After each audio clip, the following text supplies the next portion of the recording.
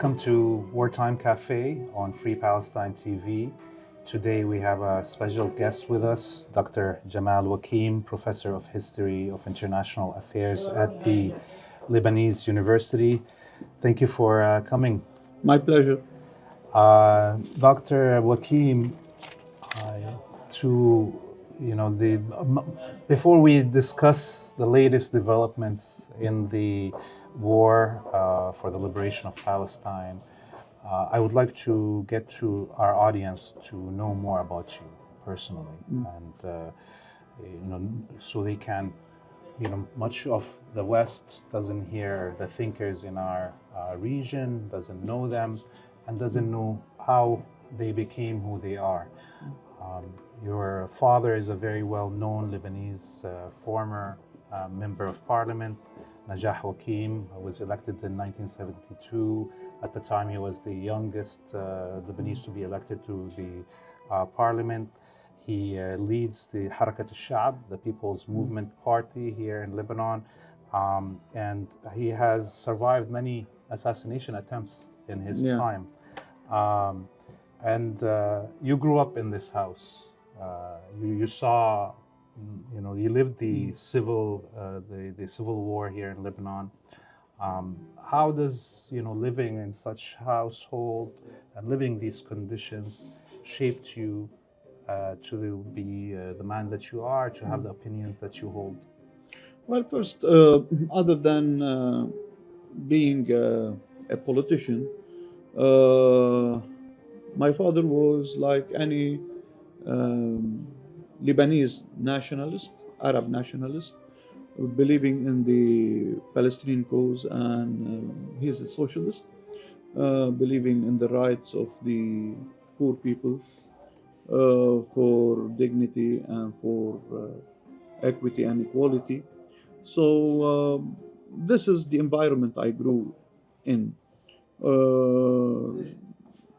which was not exceptional. I think this was the case of many families, let's say a majority of the Lebanese people, especially during the 1960s and 1970s. And of course, we believed in the Palestinian cause as the central cause for the Arab nation and as the central cause for humanity, who believes in human rights, people rights for self-determination, and let's say human values in general. So this is the environment I lived in, which was also the case of many other families. And I believe that this, let's say, affects or affected me as it affected many other people who chose to study politics, specialize in politics as part of the attempt to understand what's going on. Because the situation in Lebanon, the Arab-Israeli struggle, and all these issues that the region was passing throughout the 7 or 8 past decades, couldn't be understood in a simplified manner, the way people understand, for example, crisis in other areas. Because due to the geopolitical complication of the region, there are various dimensions. So that was the reason why I chose, instead of specializing in engineering, I chose to study history and international relations. I joined the American University of Beirut, one of the most renowned universities, not only in the Middle East but worldwide. And I gained a lot of experience, not only through studying there, but also being exposed to various currents, and at the same time being challenged by the sometimes the prejudges of some professors, which is also the case in other universities, but that was my case. well, I'm anti-imperialist. Some people merge it with being anti-American, which is not the case. Um, for example, I'm against U.S. hegemony, imperialist hegemony all over the world, but this is also the case of many Americans in the United States itself. So my stance is against the government and the establishment, not against the people. And some people who know me in Lebanon and who have, let's say, uh, an opposing point of view, try to tackle this point that, yeah, you're anti American. imperialist or anti American. How did you study at the American University of Beirut? And, well, first, as I said, I'm not anti American, um, meaning against the American people. But I'm anti-establishment and Yes. anti-imperialist, uh, same as Castro. Fidel Castro.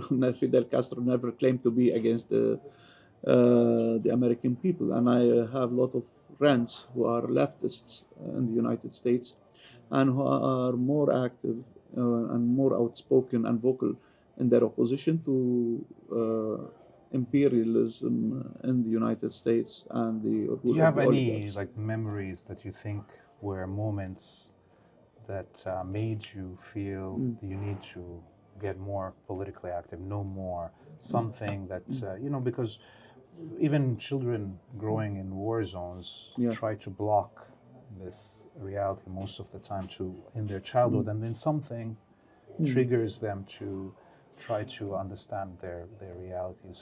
How is this experience to you? Well, of course, at the time during the Civil War, other than we, we were against the Civil War in general.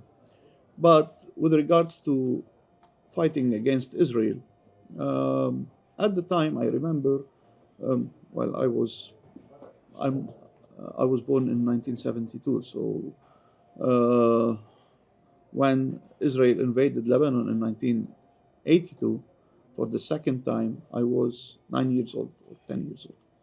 So I remember young people of my age who were carrying the gun and fighting against the Israeli occupation. So this was a sort of motivation for us. Of course, we I didn't carry a gun during the Civil War, or didn't have the chance to fight against occupation, but these people, uh, well, were our role model.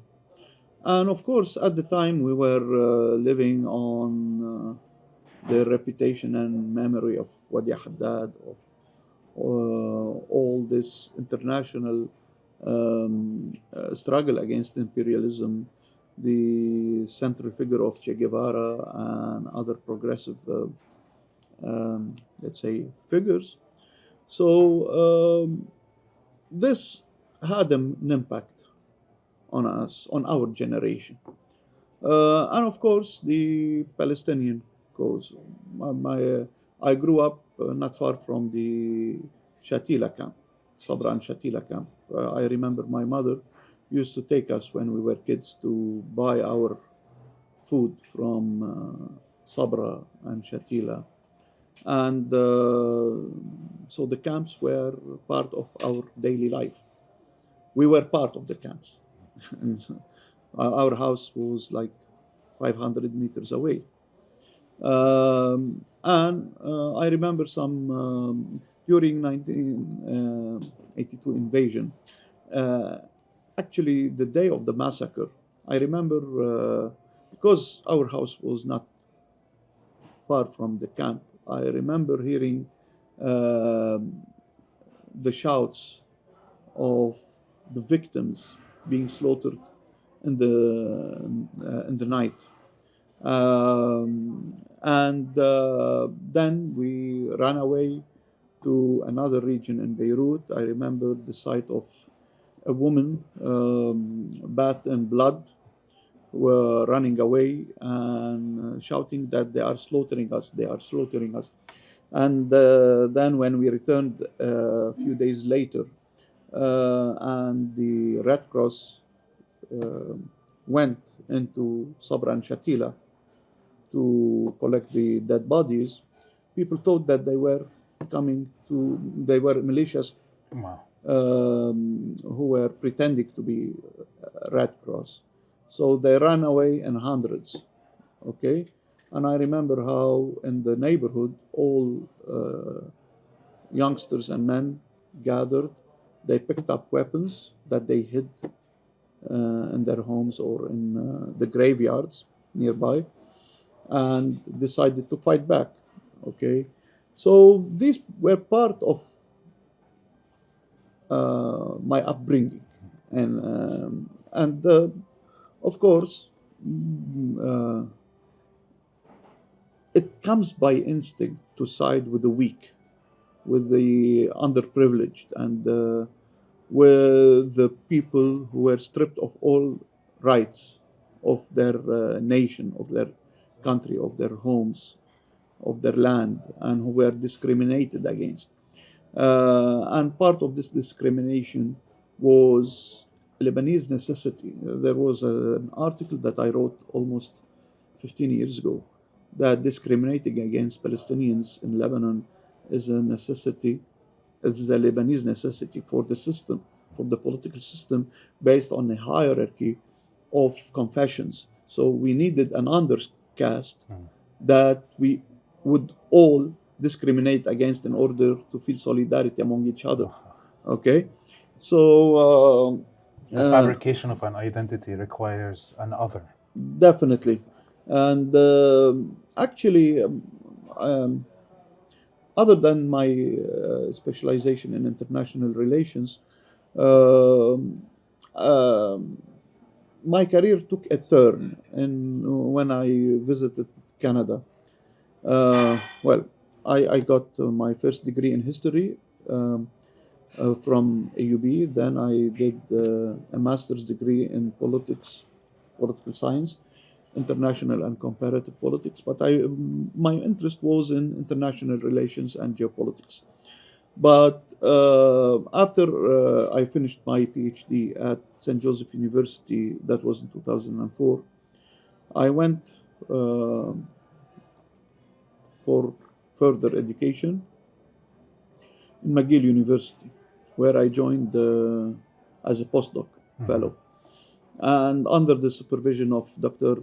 Malik Abisab, um, I think my academic career took a turn because um, under his supervision, he made me shift my attention from international politics into social economic history.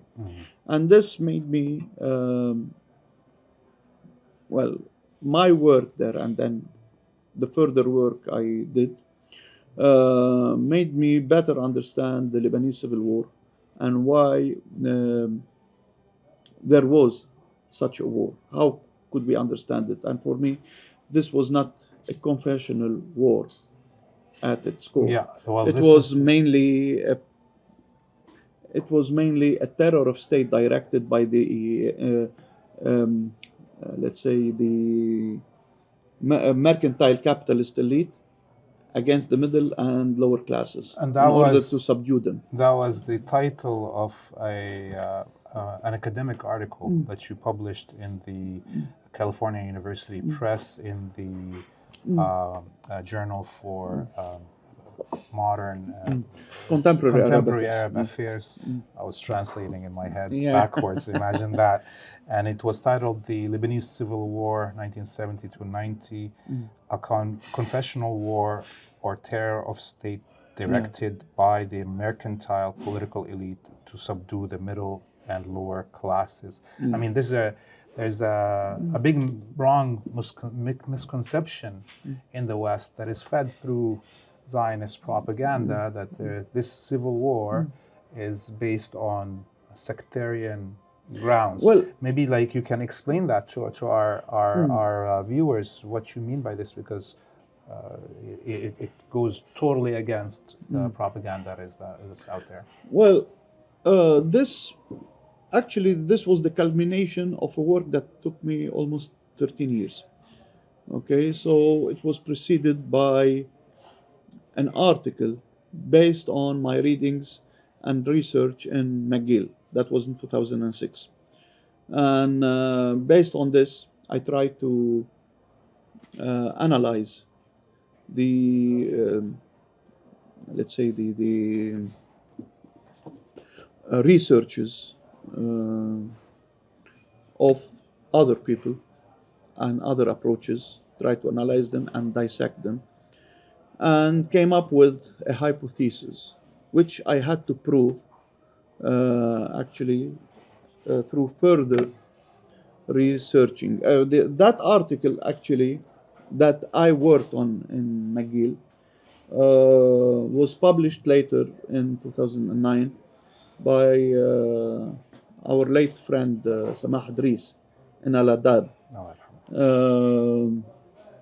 So afterwards, I had to go through several years of continuous research and analysis and readings, etc., until I was able to publish a book in 2018 titled War and No Punishment, or Crime and No Punishment, actually, in Arabic, Jarima wala iqab. So, crime and no punishment, based on the novel of Dostoevsky, yes. Crime and Punishment. For those who don't know, yes. Yeah. So, in our case, there was no punishment for the ones who committed crimes. And that was in 2018. And then this article came as an elaboration of the idea of terror of state and how it applied to the case of Lebanon. So in Lebanon, and I had to go through a lot of, let's say, theoretical readings in order to elaborate this approach.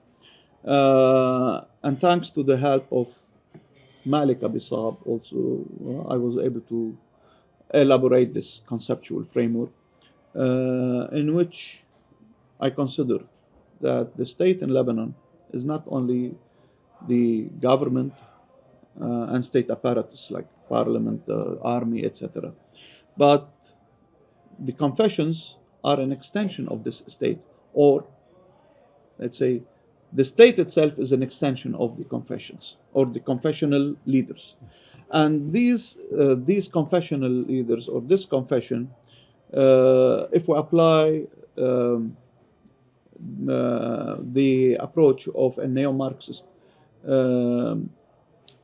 American historian, Peter Gran, he thinks that confessional, let's say, mode of hegemony that applies throughout the third world, let's say 70% of the third world countries, is part of what he considers as the tribal ethnic mode of hegemony, in which the capitalist elite tries to vertically divide society through either tribal stratification or confessional stratification, so that it would divide the middle and lower classes.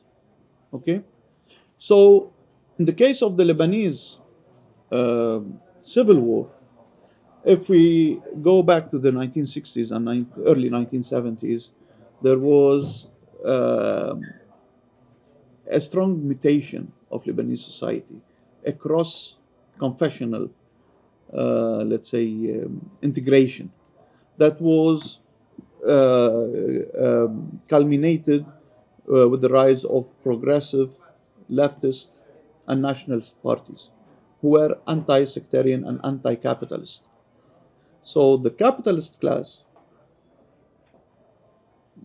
whether Christian, Sunni, Shia, or Druze, Each waged its war. They coordinated this tacitly and directed violence against the members of the middle class in order to draw the borders of each and every confession, and then rehabilitate this confessional system that works on behalf and for the benefit of the mercantile capitalist class. And this uh, this violence is very similar to the violence used by the Italian mafia in Sicily, in order that was used actually to subdue the peasants on behalf of the landowners who lived in the cities. So there is a similarity. We're all Mediterranean after all. Yeah. And Sicilian yeah, was definitely. under Arabic occupation for Yeah. 400 somewhat years. Yeah. So in our case, and I came up with a conclusion that actually the violence directed against the Palestinians or the Palestinian camps was not only directed against them, but these Palestinian camps that were located in the neighborhoods of, The working class. actually, they were the working class because they were located near factories or near, let's say, oak yards, for example. So, and they were a source of cheap labor because legally they were not allowed to work. So the capitalist would allow them to work as long as they don't ask for their rights. Yes. And the capitalist would say, when they ask him, why don't you hire a Lebanese? The Lebanese doesn't work. No. And he hires the Palestinian because the Palestinian wouldn't protest. Yeah. Okay? But then, with the flow of the rural class from rural areas into the cities, and they came in search of jobs. And where would they live? They would live Oh, the Palestinians. near the Palestinian Yeah. camps, and later on they would intermarry and create a common cause, which was social economic, against the capitalist class. Okay? So discriminating between Palestinian and Lebanese served the purpose of the capitalist. Because if the Lebanese claims his rights, let's say mentioned in the laws, the capitalist would kick him out, saying that the Lebanese is too spoiled and I will hire the Palestinian. Yeah. And this also applies to the Syrian Right now, exactly. workers. Yes, Okay? yes. And if the Palestinian protests, well, the logic of the capitalist, I was good to you, I allowed you to work Yeah. despite the law, and then, so, but later, during the 1960s and 1970s, what was expressed in terms of solidarity with the Palestinian cause was also social economic solidarity between poor people among each other. So violence, when it was directed against the camps under the pretext of fighting the foreigners, was mainly a pretext to direct violence also against Lebanese, okay, who were never mentioned in these slaughters. So if we go back to the list of victims who were killed in Nab'a, Karantina, Jisr al-Basha, and Tel Zatar, more than half were Lebanese. No. Okay? But they were never mentioned. In the massacre of Sabra and Shatila, between 40 to 50% of the massacred were Lebanese, Yes. for example. So Yeah, how some can... of our viewers don't understand. Shatila is a refugee camp, and Yeah. Sabra is a neighborhood right beside Yeah, it well, that is Lebanese. all those mentioned were actually places supposedly of Palestinian concentration, but it was a mixture of Palestinians, Lebanese, Syrians, etc. And what happened is that, how do you justify violence under the pretext of national sovereignty. I'm protecting the country. I'm protecting Lebanon. And which Lebanon were you protecting when, for example, the Phalange, who are fascists, by the way, but supported by the West, okay, who was the Lebanese that you were protecting him when you assassinated, for example, Anis Hamouche, who was a Lebanese. His leg was amputated, and he was active among the silk uh, factory workers. So that was the real violence. And then, of course, there was this foreign dimension of the civil war. But even external politics is an integral part of internal politics in Lebanon due to the formation of the country in the 19th century onward. So the civil war passed through various stages. The first stage, while foreign powers were competing among each other for influence in the country, local elites were competing over shares of the cake and over winning sponsorship by foreign powers. Okay, so the first 2 years saw the redrawing of the borders of the Christian confession, where violence was directed against non-Christians living in predominantly Christian areas, or against Christians who wouldn't abide by the leadership, the confessional leadership represented at the time by this Lebanese front. Okay? And your family is Orthodox. Yeah, but let me continue the process. Then came the turn of the Druze, who between 1982 and 1984 directed violence against non-Druze, especially Christians, living in predominantly Druze regions. There were massacres committed. And then they directed Walid Jumblat, assassinated many people who were outspoken against his militia rule in the mountain. Then came the turn of the Shiite confession, which was the most confession that intermarried with Palestinians. And this is where the war of the camps served to drive a wedge between the Palestinians and the Shia, and between Sunnis and Shia. And by default, when 3 confessions out of 4 drew their borders, it was by default that the Sunnis drew their borders. Okay, so and this rehabilitated the whole confessional system at a time when the role of the capitalist mercantile elite was being rehabilitated and represented by mainly Rafiq al-Hariri. Okay, so this is the logic of the war at the time, and this is what I believe in, actually. Yeah. Well, of course, like with the drawing of these unnatural borders of Lebanon, chopping it off from its bigger natural region, the fact that these borders resemble very closely the Crusader, state of Tripoli, and it seems that the internal elite of course, took advantage of this situation that they were put in by the colonial powers and maximized their profits through this sectarian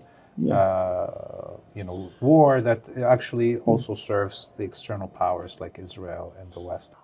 History is full of events, and the way elites focus on some events in a fractured manner in order to justify present time order, this is something very dangerous. Okay, of course there were crusaders in the region for 200 years, but there were also other people, let's say, or other states, Muslim states, various states in this region for thousands of years.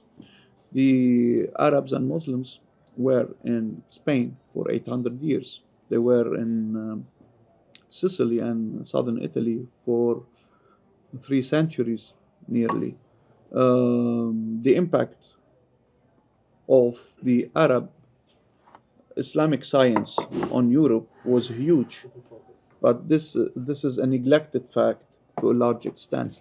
Shukran. So what I want to say is that sometimes the elites try to pick up events from history in a very selective way in order to justify a present time order. But this doesn't mean that this reflects through history. Okay? So, for example, sometimes, and by the way, much of our history was written during the second half of the 19th century. Okay? And sometimes with Orientalists being Westerners or locals. So Orientalism When you is a say state our of history, you mean Lebanon's history? Lebanon and the Arabs' history, but mainly in Lebanon, because much of our history that is taught in schools was generated in a very sporadic way and during the second half of the 19th century. And this is something very dangerous, by the way, okay? Because there were attempts to justify a certain course of events.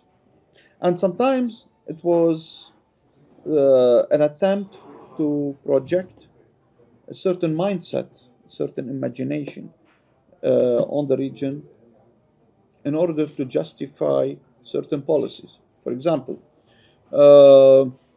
there were two Jesuit historians.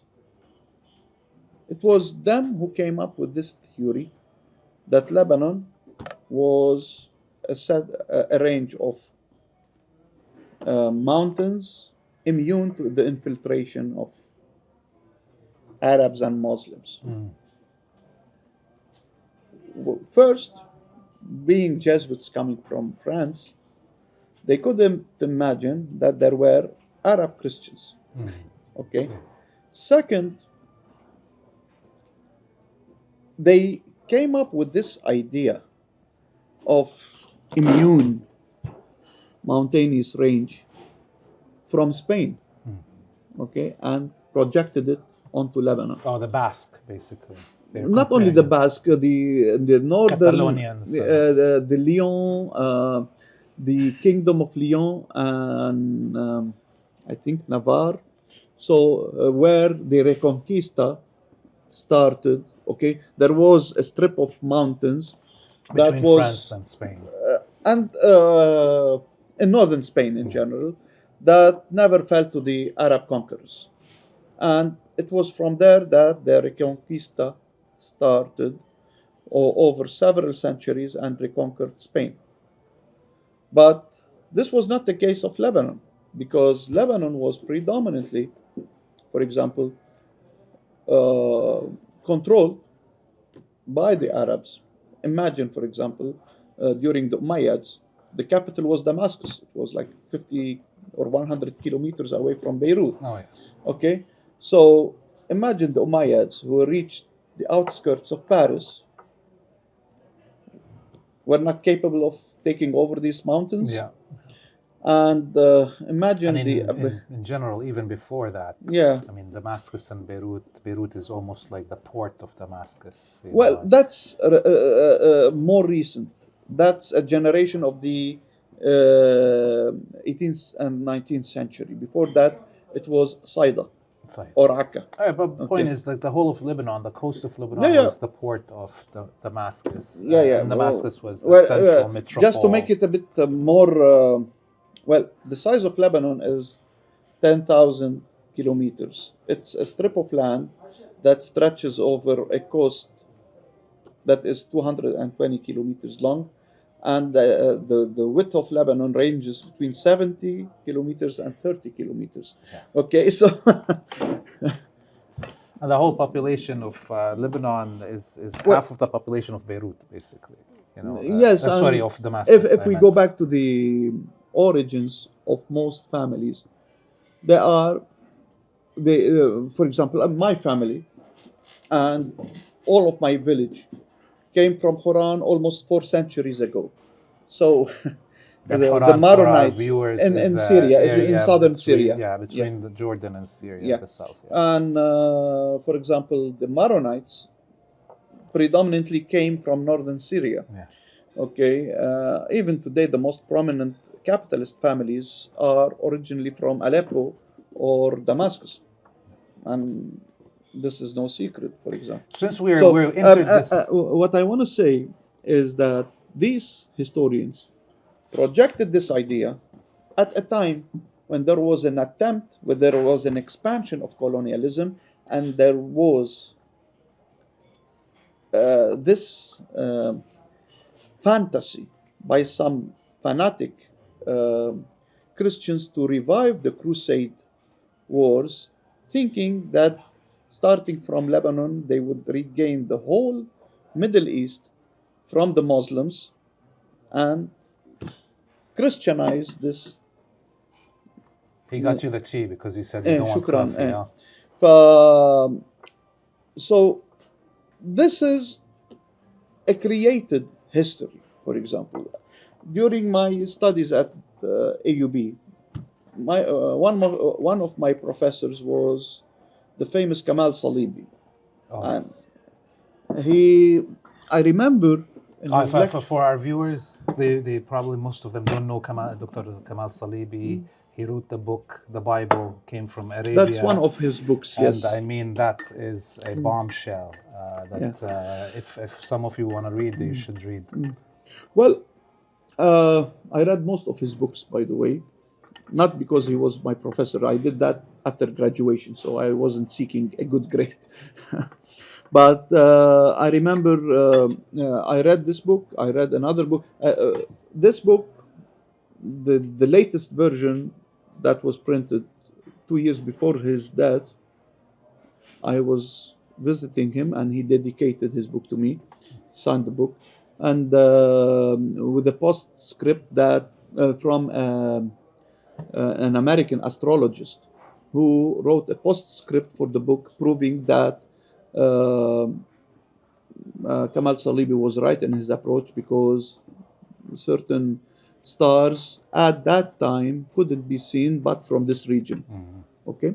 Anyways, and the basic theory is that, of course, all the stories of the Old Testament are part of Arabia's heritage. Yes, happened in the region south of Mecca and the north of Sana'a. There was another book by him, actually several books, but this one was also very problematic about Jesus. The title of the book was Who Was Jesus Christ? Conspiracy in Jerusalem. And I remember that this book was in the closed area in AUB. Not anyone had access to it. Sort of. Later on, it was translated but edited into Arabic. And the title of the book was Al-Bahth an Yasur, The Search of Jesus, In Search of Jesus. But I remember that I studied in one of his books, A Modern History of Lebanon, then The Crossroads to Civil War, and his thinking evolved. So the Kamal Salibi of the 1960s is totally different from the Kamal Salibi of the late 1980s, when he revisited his work and came up with a new idea, actually rebelling against his own, let's say, writings in the early 60s. But most important, his breakthrough was when he wrote an article that was published in IJMIS, International Journal for Middle East Studies, one of the most renowned journals in the world, proving that our forefather, national forefather, founding father, Fakhruddin I, was a myth. He never existed. So this made me not sleep for nearly 2 weeks, you know. And did you agree with that assessment? I didn't read this book, so thank you for pointing it out. I would like to read it now. It was an article. Actually, I have this article. I read it afterwards, but at the time, he was mentioning this as part of his lecture in class, and I kept this in mind, though it's not my specialization. And 2 decades after this, after I graduated, Kamal Salib passed away nearly a decade ago. I was still, obsessed with this idea. I wanted to investigate things by myself. So I went through the primary sources that about that period, and I was in a way testing Kamal Salibi, and he was proven right. Oh, there was no reference to. The historians of the time never mentioned a certain Fakhruddin, the first who met Salim the first, etc. The patriarch, patriarch and historian, and soon to be a saint, Aslan Dwayhi, who was a close friend of the last Amir of the Mans, and who had access to the history of the family, says in his book that at the time of when the Ottomans came, they appointed a certain Hurkmaz ibn Man as the ruler of the Shuf region. So, and in other references, there a certain Fakhruddin Othman was mentioned, but this Fakhruddin Othman died in prison in 1506 because he rebelled against the Mamluk rule. So, so the ones who wrote about Lebanese history in the late 19th century, early 20th century, were trying to fabricate a story in order to justify the existence, the eternal existence of Lebanon. Since early, separate from Syria, separate from the Arabic depth, etc., not having an Arab identity, let's say, and being part of the Western civilization, etc., trying to project certain events mentioned in the Bible onto Lebanon, for example. So I'm gonna take us a step back a little bit. We were talking about geography before. We're mentioning the mountains and the regions and shaping of identity and so on. And of course, many would say geography is the biggest determiner of history. Okay. Yeah, to a certain, to a large extent. Yes. And some would even, like Ibn Khaldun, would say it's the biggest shaper of culture and even language. So you wrote an article in Al Mayadeen English just last month in March, titled "Russia's Victory in Struggle with Collective West Will Be Achieved in the Middle East, Not East Europe." I mean, speak to how this geography, sets this grand battle, and how Palestine and the region around it have been a center, crucial point in the formation of historical chapters in the region and in the world. Why do you think here is the battle, not in Ukraine? Well, for too many reasons. First, based on the history of struggle among Western powers, it was the, let's say, miscalculation of all major conquerors that made them fail in their tasks by focusing on Eastern Europe and neglecting the Middle East. Okay, and this was due to the Eurocentric mindset that dominated these people, including, for example, Napoleon, okay, including Adolf Hitler, who was in reality leading the collective West against the Soviet Union, the collective West against the anti-West. Okay, same with Napoleon, by the way, and The Europeans versus the Slavs. and The the Europeans Anglo versus the Latino, half Europeans or the non-Europeans, the Christians versus the non-Christians, the Orthodox the versus Orthodox, the yes, Catholic. and What the- so how is that? Well, all conquests in, for example, the Allies, the Entente in World War One, were failing on all fronts in the West and in the East. In the West, for example, the Germans had the upper hand.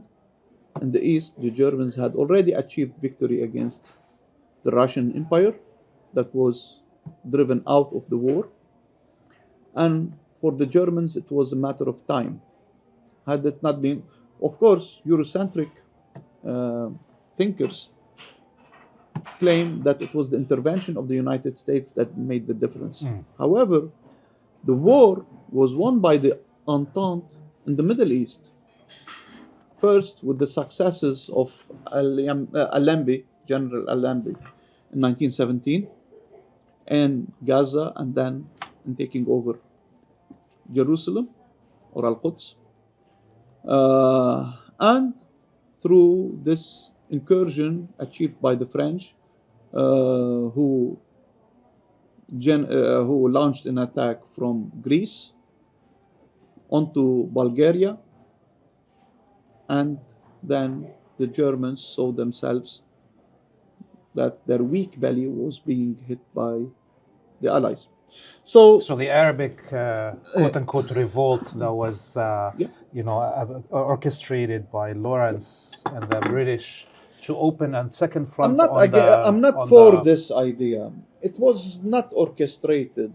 It was, of course, they had a big role in manipulating it. But there were too many reasons for the Arab revolt. Yes, of course. I don't mean it in completely like that, but what I meant is the opening a second front on the Ottomans. Yeah. Forced them to This made the whole stop, difference, actually. Yes. And during the Second World War, Adolf Hitler miscalculated by focusing all his efforts on Eastern Europe and not giving the needed supplies for Erwin Rommel in North Africa. Okay, had he been more considerate to Erwin Rommel's needs, the Germans would have reached the Middle East, Baghdad, took the oil fields. Not only that, it's not only about oil, it's about communication. The Middle East, mainly this part stretching from Egypt in the west onto Babel or Baghdad in the east, was the cradle of civilization, and it formed the nucleus of the international order as we know it. Okay? So any power, for example, any land power that doesn't get access to Iraq, which was the first land power in history, would be a crippled power, the way the Soviet Union was. And any power, any sea power that doesn't take over Egypt would be a crippled power. That's why the bad luck of Muhammad Ali Pasha, who was attempting to let's make Egypt play an independent role, made him confront the major sea power of the time, which was Great Britain. Yes. And the bad luck of Jamal Abdel Nasser made him collide, or let's say confront, the Americans, who became the biggest sea power by the second half of the 20th century. So That article was part of a speech that I made in a conference in Moscow, counter arguing many geopolitical analysts there who were focusing on Ukraine. And I was telling them, you want to achieve victory against the global West led by the United States, it's not here that you can achieve it, but it's in the Middle East. Yeah, it's the killer punch. Yeah. So the And geography. by the way, this explains why Israel and the United States are launching this fierce genocide war against the Palestinian people. Because I don't know if it, it was part of, or it was in the mind of Hamas and other resistance groups,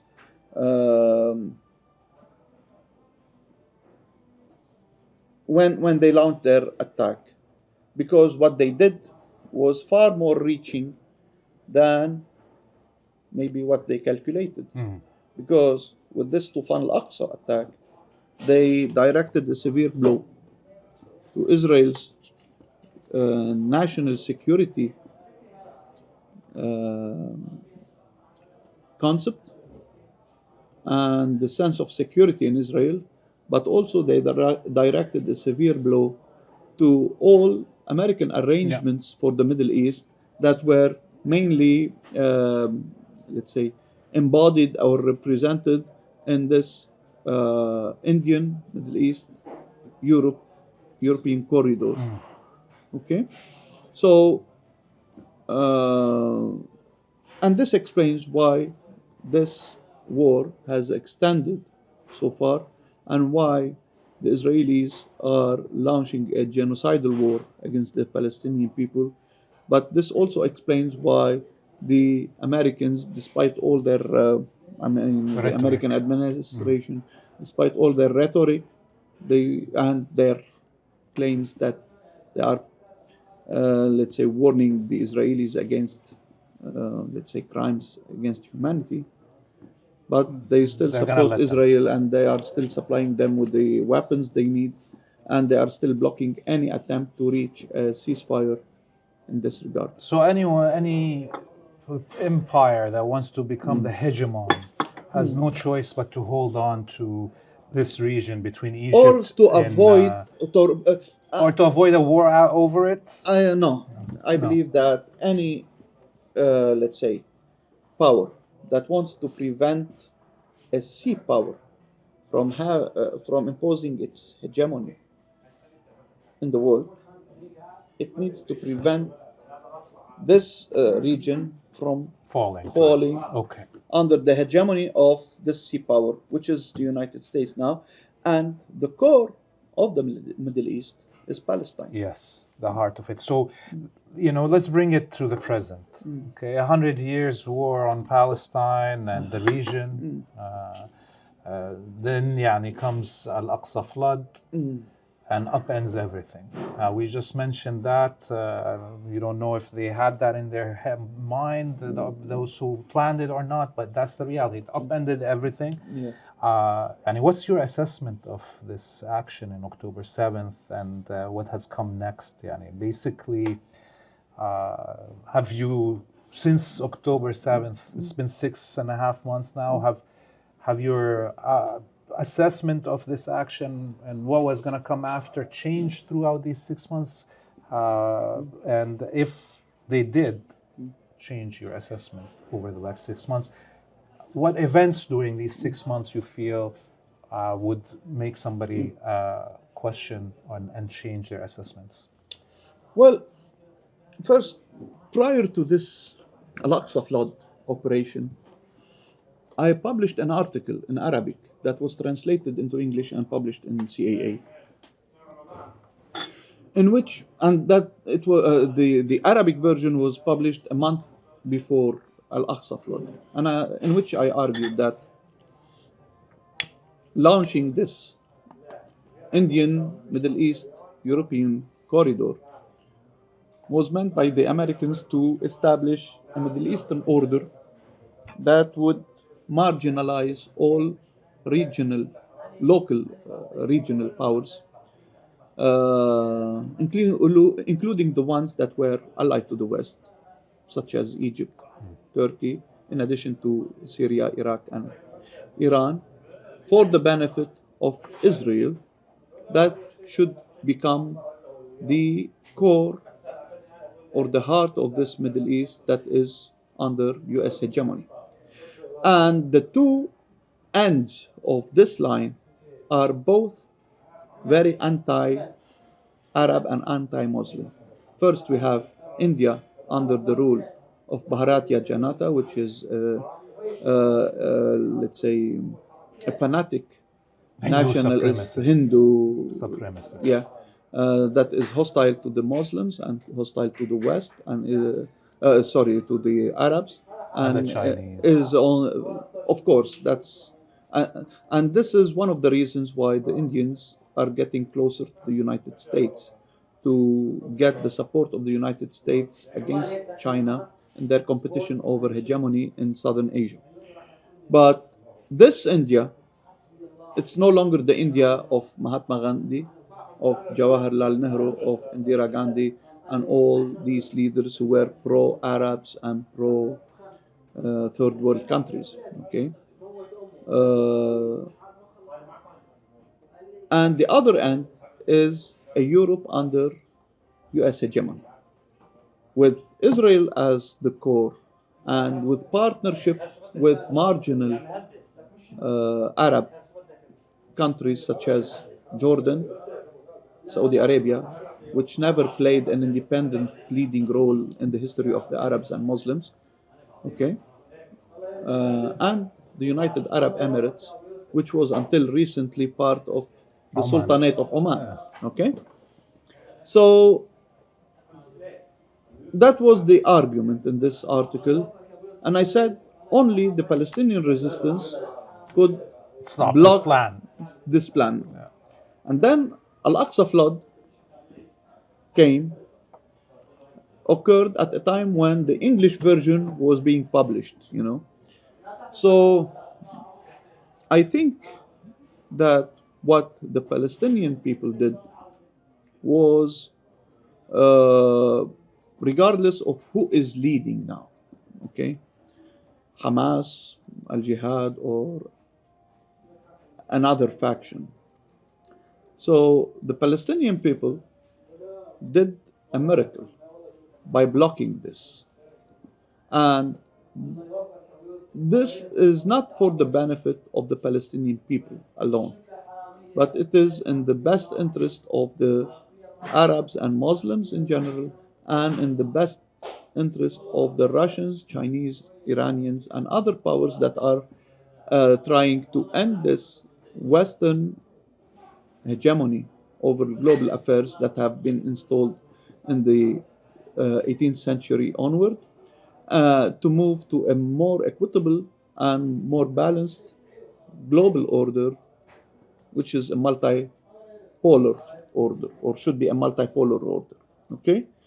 So sometimes we need to get the bigger picture in order to understand details. Why am I so confident about the success of the Palestinian resistance? Because the Palestinian resistance didn't come in a vacuum, in a void, okay? But I believe that it came as a culmination of global efforts to end this Western hegemony. So now we see a totally different position by Russia towards the Palestinian cause. Yeah, the language they're using now is Yeah. so much more Yeah. advanced than they was 6 months ago. Same is the case of the Chinese. Of course, the Iranians, we know their rhetoric. But also, the many Americans are changing their minds. And we see the new generation. With this regard to religion, we see American Christians, American Muslims, of course, and American Jews who are rebelling against this, let's say, brainwashing made by the establishment. in the United States and the Zionist lobby there. Of course, we see a totally different attitude in Africa, in Latin America, and elsewhere in the world. So that's why I believe that this Al-Aqsa flood, despite all sacrifices and massacres committed by the Israelis against the Palestinian people, will eventually impose itself. And of course, Gaza will get out of this conflict an injured region, but it will usher the rise of the resistance in the West Bank, and we need to wait to see what's going to happen next. actually, in 20 years, things will be totally different, okay? And maybe before. Maybe before. I'm of the belief that it's way before that, because, you mentioned the plan. Was it planned? Did they know what they were getting themselves into, or what they're putting their enemy in? But, from war games theory perspective, what the resistance did in Gaza put the Israelis and the Americans in a quagmire to maintain. And that's why they are stumbling. They don't know what to do. They have only two choices, and there is no third choice. Well, choice number one is admitting defeat and having a full exchange of prisoners of war. And this is very hard for them to do. As they will lead to internal civil war inside Israel, maybe civil war inside the United States. Okay, and or the second choice, which is a genocide, complete genocide, in order to maintain the existence of the Zionist colony and or the hegemony of the United States in the region. Yeah. And well, I was never a fan of any U.S. president, maybe except for the case of Donald Trump. Why were you a fan of Trump? Well, because he's blunt. Okay, he's let's say he's not mediocre. He's not a hypocrite. What's in his mind, he says it out loud. And at the same time, I believe that Trump was, in his first term, was crippled by the neocons, who were able to infiltrate his administration, exert pressures on him, and of course the deep state. But this same deep state is leading the United States to a crisis that is being expressed in various terms. Okay?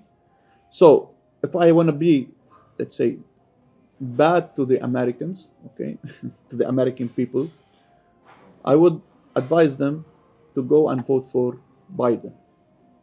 And if I want to be a bit more moderate in my approach, I think that Trump would be a better choice for the Americans, because he would put American interests first. But in the end, for us as Arabs, it doesn't matter. We're gonna get it, whether it's Trump or Biden. Well, I think no. If he gave, Richard Nixon, which was one of the staunchest American presidents in the history of the United States, says that the interest of America and the interest of Israel are very much compatible. Mm-hmm. But for a U.S. president, he needs to know that he's an American president first and should give priority to the American interests. Mm-hmm. Okay? So the problem with the neocons is that who infiltrated both parties, the Republicans and the Democrats, they manipulated American interests for the sake of Israeli interests in the region. And that's why we cannot understand rationally, even in terms of realpolitik, the choices and policies undertaken by the Americans, which go contrary to the interests of the United States in many instances. What was the interest, for example, of the United States in toppling Saddam Hussein? He was America's man, Yeah. after all. Had it not been for this geopolitical agenda promoted by the neocons on behalf of Benjamin Netanyahu in order to redraw the geopolitical map of the region. The Americans were on good terms with the Arabs in general back in the 1950s and were portrayed as a good power versus the bad power, which was the British. Okay, so what I mean is that even with an American president, of course, and after all, we will have a problem with America as long as it's ruled by an imperialist and globalist elite. But even with this, let's say, capitalist America, a nationalist capitalist is better than a globalist capitalist. Okay? But that would be, asking That's to straighten the tail of the dog. Yeah, maybe I'm wrong. You gotta cut the tail. Yeah, maybe I'm wrong, and maybe I'm choosing between the lesser of two evils. Yes, and there is no such thing in the terms of America, which has now 600 years. Maybe a socialist America would be the savior of the world. I would see the world collapsing before the United States becoming a good.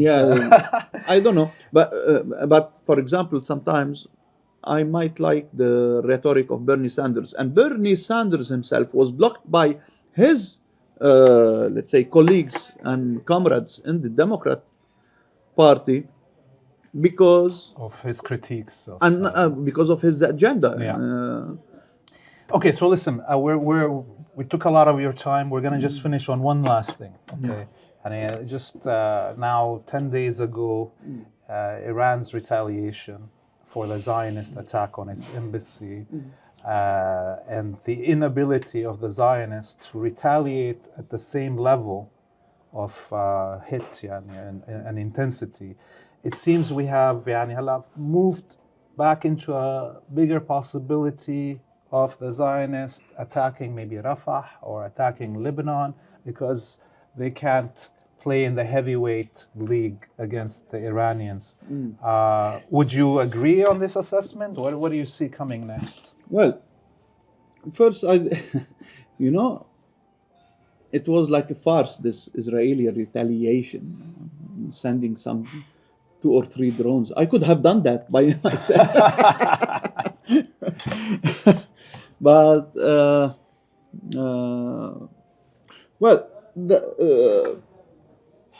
let's consider the scenarios with this Iranian reaction and let's say Biden's attitude.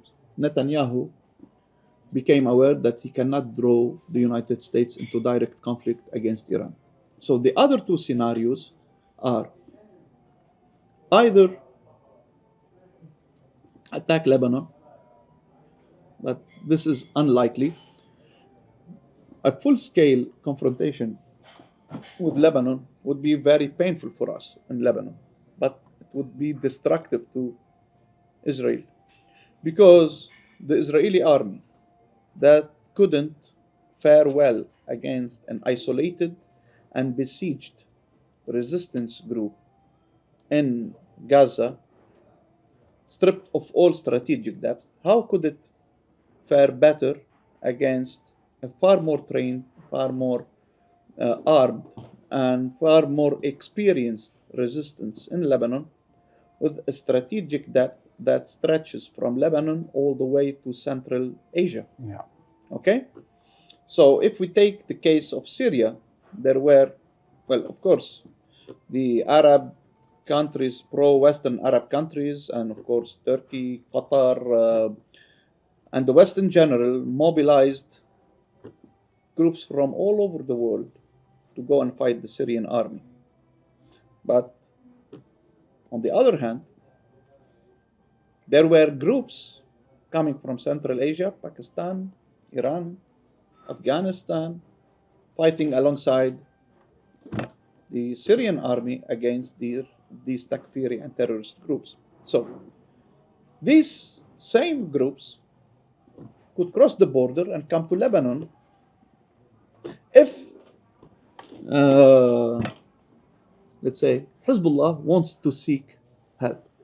So that's why I believe it's also unlikely, especially that Hezbollah could hit all its objectives throughout occupied Palestine, but mainly the core of the Zionist entity, stretching from Naqoura in the north all the way to Tel Aviv in the center.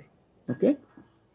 So that's why, for me, it's an unlikely scenario. Had the Israelis been capable of doing so, they wouldn't have waited for a pretext. Okay? The third scenario is to attack Rafah. But let's consider the consequences.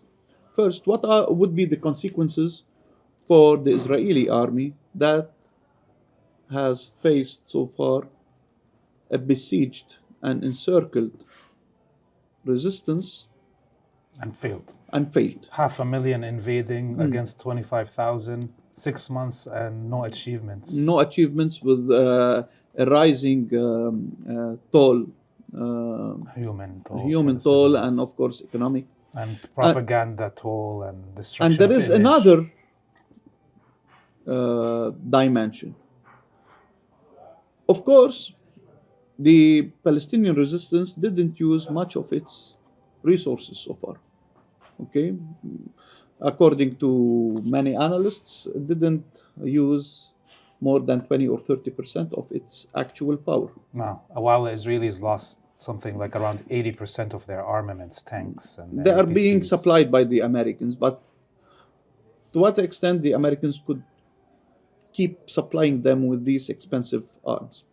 And there is also the human toll among the civilians, because estimates say that if the Israelis launch their attack on Rafah, between 20,000 and 100,000 would be either killed or injured. Okay? And this human toll would have a negative impact on the Biden administration, on the United States, and on the collective West at a time when it seems that the West itself, especially Europe, is a bit worried about the possibility of flow of hundreds of thousands of illegal immigrants from Lebanon onto Cyprus and from there onto Europe. This explains why the Cypriot president is being on visits to Lebanon, not because he enjoys Lebanese food, he could eat it in Cyprus. For our viewers, Cyprus population is around 250,000. No, it's a bit more, but Cyprus is not distant from Lebanon. Yeah, I mean, a flow of refugees from greater Syria could make it Syrian again very easily, like Cyprus. Imagine more than 2 million Syrian refugees, for example, if joined by Palestinian refugees and even Lebanese refugees. I'll tell you this funny story. The Syrian nationalists would be like, definitely reclaiming back Cyprus. But at the same time, the whole security of Europe would be at stake, because from Cyprus they could move on to Rhodes and Crete and other Greek islands. I'm not giving them tips. I'm just imagining Let's the draw scenario, them out for them. Let's draw them out. Yeah, so what would be the impact on European security? Okay. At the same time, what would be the impact on the public opinion in the West in general and mainly in the United States? Noting that the Israelis may not achieve their objectives by wiping out the resistance. Because if we go back to the stages or phases of this Israeli attack, First, they said that they will wipe out the resistance in the north. Then they said that they will do it in the center, and then in the south, while resistance is still active in the north and center. So Yeah. it's like this mouse and cat, you know, Situation. situation. So we're, we'll see what happens in the next few weeks and months. It looks like it's a long Yeah, war. before ending, I believe that Netanyahu is blackmailing Biden to keep getting support from financial and military support, and at the same time extend the battle in order not to end it right now, because if it ends right now, it will be a clear declaration of his defeat, which he's trying to avoid. Well, So today we heard the head of the military intelligence saying that he's resigned, and he's going to leave his office. And this is in Israel in August. So this is an admittance of their military intelligence defeat. There's more coming on the way, more resignations, and it seems like Netanyahu wants to stretch this as close as possible to the American election, because he also wants Trump to come into power. who? Netanyahu wants Trump Yeah, to come into definitely. power. But at the same time, it seems that Trump feels a bit bitter about the neocons and about the Israeli lobby Yes. and what they did to him. Yes. And he might. We hope that he holds a grudge. We hope he holds a grudge against Knowing Netanyahu. Trump, I think he holds a grudge. Well, thank you so much, Dr. Jamal Wakim, Professor of History of International Relations at the Lebanese University. You gave us a lot of time. Our viewers, you can visit our website, freepalestine.video. Please donate so we can continue producing this show and others. This was Wartime Cafe. See you next time.